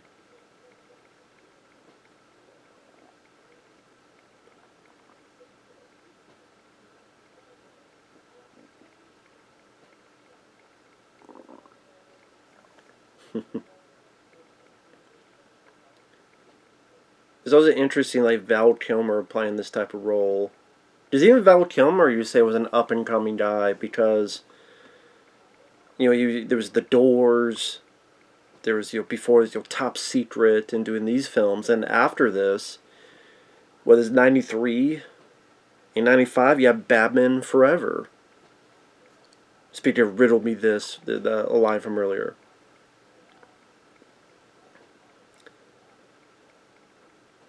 Before I mentioned Batman Robin, I meant to say Batman Forever. Of course, this guy realizes what happened. That if Bronson had shut his mouth up, then Pinchot had to open his mouth.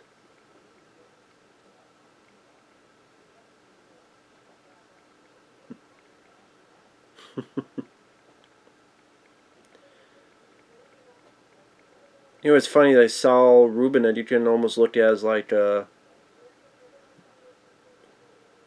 Weinstein type. There goes Tom Sizemore. Well, I mean, technically Tom Sizemore killed someone who was unarmed. There goes Bronson Pinchot. Man, I miss when they had these blood squibs. Because they just look natural. I mean, when you have CGI, it just immediately takes you out of the scene.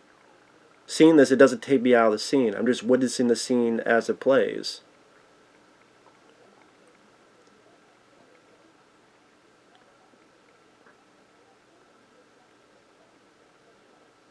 I can't remember who shot Slater.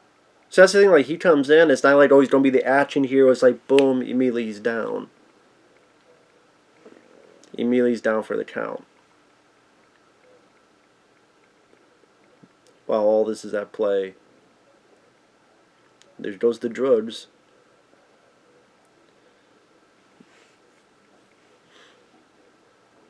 At least Michael Rappaport got away. And damn, like, right in the eyeball.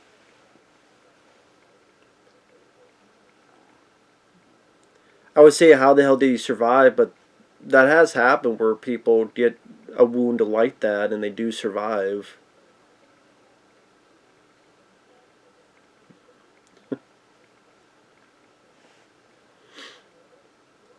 I mean, Tom Sizemore's character, did again shoot an innocent, you know, as in I want to say innocent, but he was unarmed. There you go.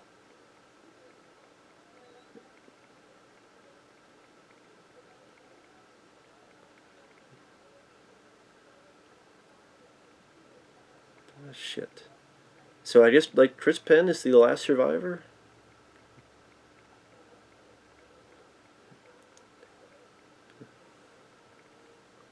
Well, again, other than Slater and Arquette.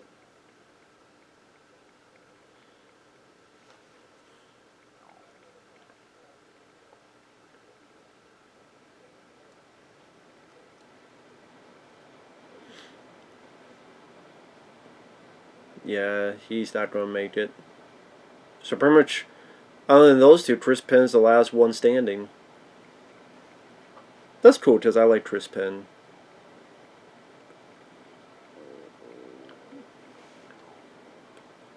Oh, there's still one more, so maybe I spoke too soon. Oh, there you go.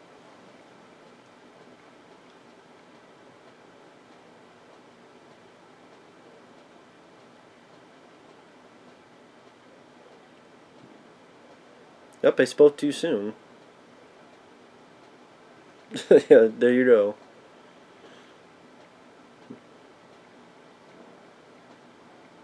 I mean, technically, she killed a cop, and if you think about the cop,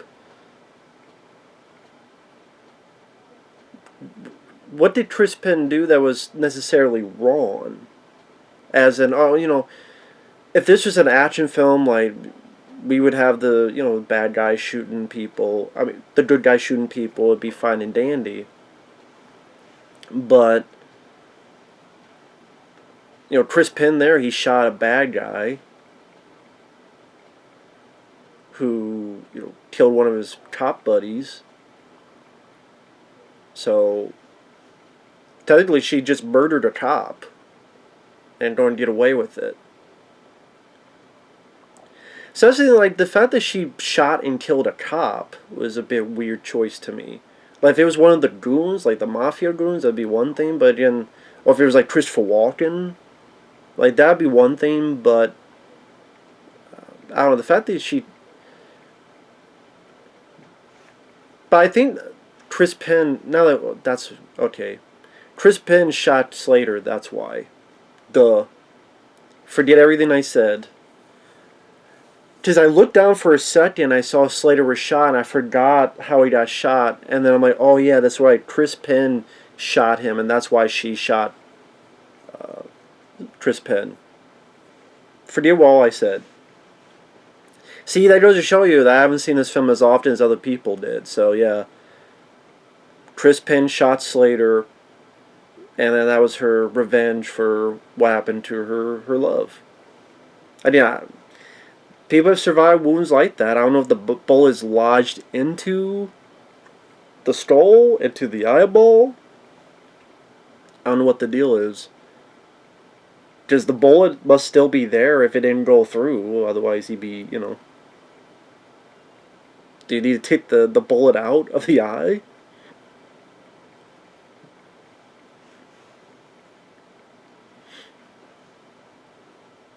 And they didn't get the money. So, like, I don't think they got the money, did they? Obviously, they did all right because they have a kid. So it's been, I don't know how old that kid is. If that boy had been 2 more inches to the left, but I mean, I'm sure there are constant reports of people that have survived that kind of wound, and they'll go, if it's 2 inches here, 2 inches there.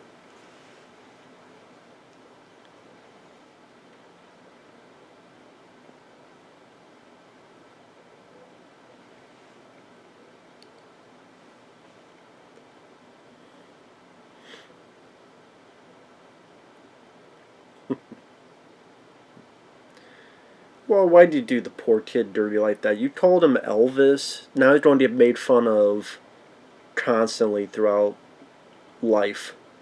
Your name is Elvis? Elvis.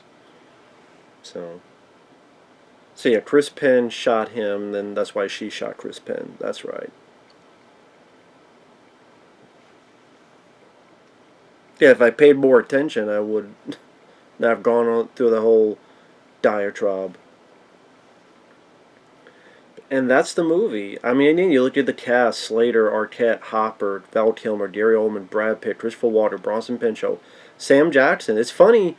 I paused at Sam Jackson. It's funny. He's above Michael Rappaport and Saul Rubinek. When Sam Jackson, he barely had any lines. Like, he barely had any lines of dialogue. He got killed like 30 seconds later. James, I mean, like Victor Argo, I think is Paul Ben Victor. I think that might be under a different name.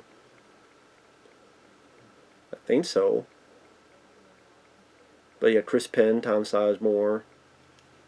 Oh, there's Paul Ben Victor. Never mind, Luca. Paul Ben Victor. There you go. If I just kept going, I would have seen it. Yeah, Paul Ben Victor.